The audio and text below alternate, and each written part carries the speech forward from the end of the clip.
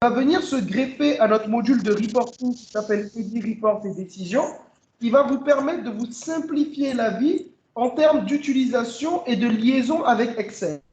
Aujourd'hui, nous avons beaucoup d'utilisateurs qui utilisent Excel et ils ont de forts besoins en termes d'export sur Excel, de rafraîchissement. Et d'ailleurs, c'est la raison pour laquelle beaucoup de partenaires vont vers BI Reporting.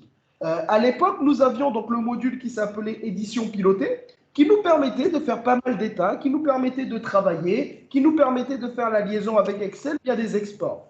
Aujourd'hui, nous sommes quand même revendeurs expérimentés de Sage depuis pas mal d'années, via notre structure mère qui s'appelle Abesoft, et nous avons cette structure édition Cori qui propose donc des modules complémentaires pour les partenaires de Sage pour proposer à leurs clients finaux. Donc, est-ce que vous voyez bien mon écran et vous voyez bien le dashboard qui s'affiche sur l'application Eddy Report et Décision?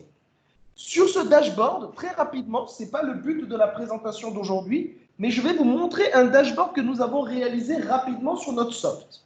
Nous avons ici le tableau du chiffre d'affaires hors taxe. Vous voyez ici très rapidement, je peux faire un regroupement, par exemple, par année, pour pouvoir avoir ces informations. Nous pourrons ici tout simplement taper le nom d'un client, Jama, pour pouvoir avoir les informations qui apparaissent à ce niveau-là. Et vous pourrez bien sûr exporter sur Excel les éléments de ce tableau de bord. En bas, nous avons décidé de mettre un petit camembert sur la répartition par année et nous avons décidé de mettre un autre petit camembert sur la répartition par famille centralisatrice. Donc là, vous voyez, c'est un tableau de bord qui a déjà été fait pour un de nos clients sur la base Bijoux dans l'application Eddy Report et Décision.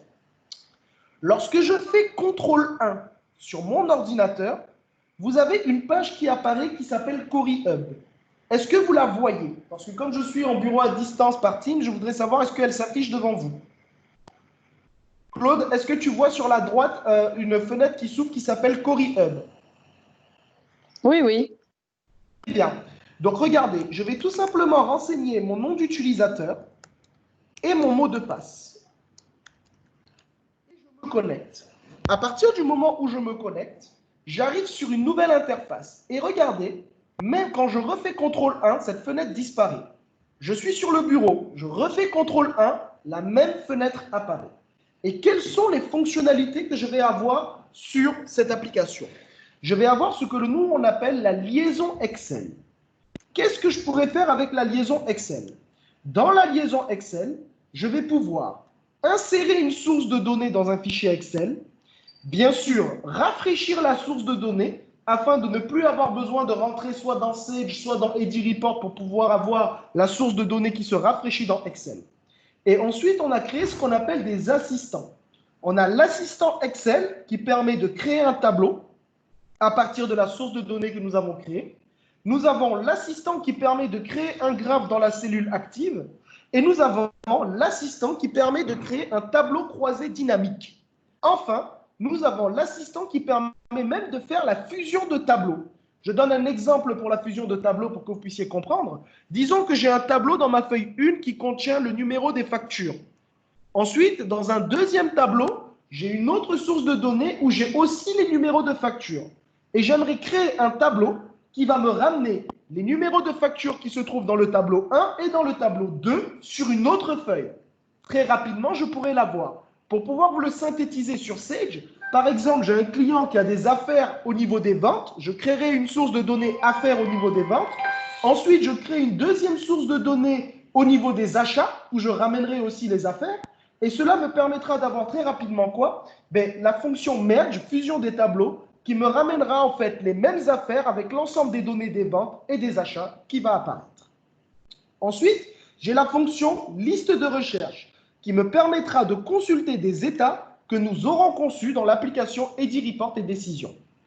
Nous avons la fonction recherche Sage qui permettra de taper n'importe quelle information qui se trouve dans Sage pour pouvoir en faire une recherche dans Sage et ouvrir directement l'application Sage. Exemple, je recherche un numéro de facture, je recherche le numéro d'un client, je recherche un article, je recherche un collaborateur, je recherche une écriture comptable. Il me suffira tout simplement de taper ce numéro afin de pouvoir faire la recherche de cette information et l'ouvrir aussi dans Sage directement. Nous avons la fonction SageContact qui vous permettra de faire le suivi du recouvrement avec pas mal d'états qui sont disponibles, comme des états GESCOM ou des états comptabilité. Enfin, nous avons la fonction Sage Collaborateur qui permettra de faire une analyse bien précise sur le suivi des collaborateurs. Donc, pour démarrer cette présentation, nous allons ouvrir le module EdiReport et nous allons concevoir ensemble deux états. Des états que nous allons ensuite ramener dans Excel pour pouvoir vous faire la présentation du module Cori Hub. Donc, tout d'abord, nous ouvrons l'application EdiReport et Décisions. Je ramène le contrôle 1 afin que l'application puisse rentrer. Je vais dans l'onglet Mouvement. L'onglet Mouvement est l'onglet qui me permettra de réaliser les états afin que je puisse les analyser de l'autre côté. Et qu'est-ce que nous allons faire? Tout simplement, nous allons tout d'abord créer un nouvel état que je vais appeler e-workshop affaires hors taxe sur toute année confondue. Je valide. À ce moment-là, voici mon état. Et je vais lui dire, je voudrais que tu récupères les informations des données de vente sur toutes les périodes, mais je peux moi-même filtrer sur cette semaine, cette année, ce trimestre, ce semestre. Je vais lui dire, depuis la création de la base de données GESCOM, j'aimerais que tu me ramènes toutes les données. Une fois que j'ai ramené toutes les données, j'ai un bouton qui s'appelle les dimensions et les valeurs. Et je vais pouvoir tout simplement sélectionner les colonnes que je veux voir apparaître dans mon état. Donc, je vais prendre l'année, le mois, je vais prendre le numéro de dépôt, je vais sélectionner le code famille centralisatrice, la famille, le code tiers, le collaborateur. Et en termes de valeur, j'aimerais voir apparaître le chiffre d'affaires TTC, le chiffre d'affaires hors taxe et la quantité vendue uniquement. Et j'applique. Qu'est-ce qui va se passer à ce moment-là? Je vais avoir un état qui va se créer dans mon outil EdiReport et Décisions, qui va me ramener l'année, le mois, le dépôt, la famille, donc tous les éléments que j'ai présélectionnés. Et je vais tout simplement enregistrer l'état que je viens de créer. Ça y est. Puis je vais créer un deuxième état pour mon exercice. Je vais créer l'état d'inventaire, par exemple. Et je vais l'appeler à date. Je valide. Je sélectionne mon état qui s'appelle inventaire. Comment on conçoit un état d'inventaire? On va sélectionner l'article, mais dans le domaine des stocks cette fois-ci, puisque je veux des données au niveau du stock. Quelle est la période? J'aimerais bien avoir l'état de mon stock à la date d'aujourd'hui. Très bien. Une fois que j'ai sélectionné mon périmètre d'analyse, qu'est-ce que je vais pouvoir faire? Encore une fois, je vais sélectionner ce que l'on appelle les dimensions et les valeurs. Et là, je vais lui dire, je ne veux aucune dimension à part la famille centralisatrice, par exemple, et l'article. Hop. Et au niveau des valeurs, qu'est-ce que j'aimerais avoir? Puisque j'ai sélectionné le domaine des stocks, j'aurai le poids, le CMUP, mais moi, ce qui m'intéresse, c'est uniquement le stock final. Et j'applique encore une fois. Qu'est-ce qui va se passer dans ma grille qui est là? Eh bien, je vais tout simplement avoir les familles centralisatrices, les articles et bien sûr, le stock final de chaque article. Et je pourrais bien entendu faire directement un regroupement par famille centralisatrice pour avoir une meilleure classification. Et j'enregistre encore une fois mon état. Donc vous voyez très rapidement, à partir de l'outil EdiReport et Décisions dans l'onglet Mouvement, je viens de concevoir deux états qui vont me permettre plus tard de les réexécuter à n'importe quel moment en récupérant les dernières informations qui émanent du logiciel Sage.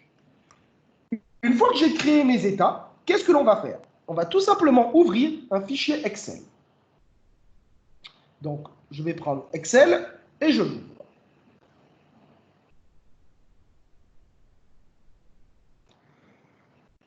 Deux secondes, il est en train d'ouvrir Excel.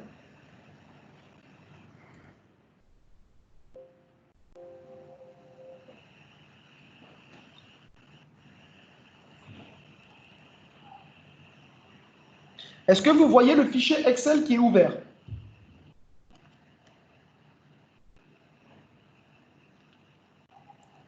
Est-ce que vous voyez bien le fichier Excel qui est ouvert?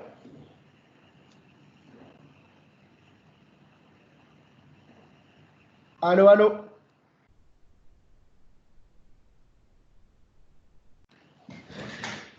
Oui, alors, Medine. Répondez. Oui, oui, Michael, tu vois bien le fichier Excel? Oui, effectivement, je le vois. Très bien. Donc là, regarde, une fois que je vais faire le contrôle 1, je vais avoir mon outil Corrier qui va s'afficher. Et je vais cliquer sur liaison Excel. Une fois que j'ai cliqué sur la liaison Excel, je vais pouvoir insérer une source de données. Et regardez, ici, j'ai la source de données inventaire qui apparaît. Et j'ai la source de données e-workshop chiffre d'affaires que j'ai créé tout à l'heure qui apparaît. Je vais sélectionner la source de données e-workshop chiffre d'affaires. Je sélectionne une cellule Excel et j'applique. Qu'est-ce qui va se passer? Il va récupérer la source de données qui a été créée dans Sage et il va automatiquement la ramener sur le fichier Excel afin que je puisse faire un état particulier. Et donc, qu'est-ce que tu vois dans Excel qui apparaît très rapidement? Je fais le contrôle 1, l'année, le mois, le dépôt, la famille centralisatrice, le tiers et la quantité vendue, chiffre d'affaires hors taxe, chiffre d'affaires TTC, qui correspondent à quoi en fait? Mais qui correspondent à la source de données que j'ai créée tout à l'heure dans le module. Une fois que j'ai ramené ma source de données, on va considérer que je ne suis pas bon dans Excel. Donc, qu'est-ce que je vais vouloir faire? Je vais vouloir dire à Excel, aide-moi s'il te plaît à faire un regroupement. Donc, je vais créer un tableau dans la cellule active. Je vais créer sur créer un tableau. Une fois que j'ai cliqué sur créer un tableau, je vais récupérer ma source de données que je viens de créer. Et là, voici les colonnes disponibles. Je veux l'année, je veux le mois, je veux le dépôt, le code famille centralisatrice, la famille centralisatrice. Je ne veux pas voir le code famille, je veux voir que la famille. Je veux voir le tiers. Et ici, je continue, je prends le collaborateur, le chiffre d'affaires TTC et le chiffre d'affaires hors taxe. Et en bas, je vais lui dire que je veux effectuer un regroupement au niveau du tiers. Je sélectionne une cellule et j'applique. Il va utiliser la source de données que je viens de ramener et il va vous aider à concevoir un tableau avec un regroupement par tiers directement dans Excel. Et là, qu'est-ce que vous voyez? Vous voyez qu'il m'a aidé à créer mon regroupement par tiers automatiquement dans Excel. Je refais le contrôle 1. Et là, j'aimerais que le système m'aide à créer un graphe. Je vais cliquer sur créer un graphe dans la cellule active. Une fois que je clique sur créer un graphe, encore une fois, il me demande de sélectionner ma source de données. Quel type de graphe vous voulez créer? On va dire qu'on veut faire un camembert.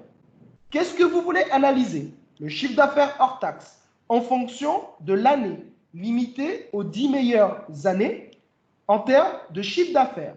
Je sélectionne une cellule et j'applique encore une fois. Qu'est-ce qui se passe? Il récupère ma source de données et il vous aide à concevoir le graphe camembert qui va faire quoi? L'année répartie sur le camembert. Et là, qu'est-ce que vous avez?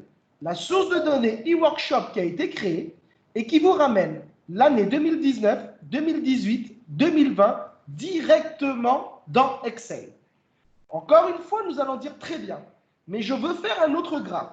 Cette fois, qu'est-ce que je veux créer? Je veux créer un graphe qui va me permettre d'avoir la répartition camembert, mais cette fois non pas par année, mais par famille centralisatrice. Il me suffira tout simplement de faire quoi? Eh bien, de changer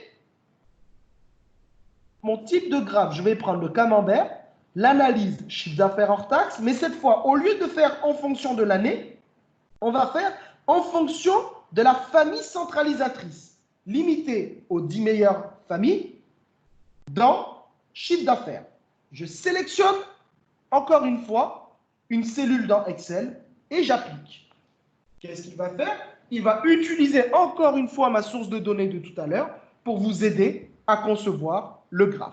Et là, vous voyez, très rapidement, il vous a fait la répartition.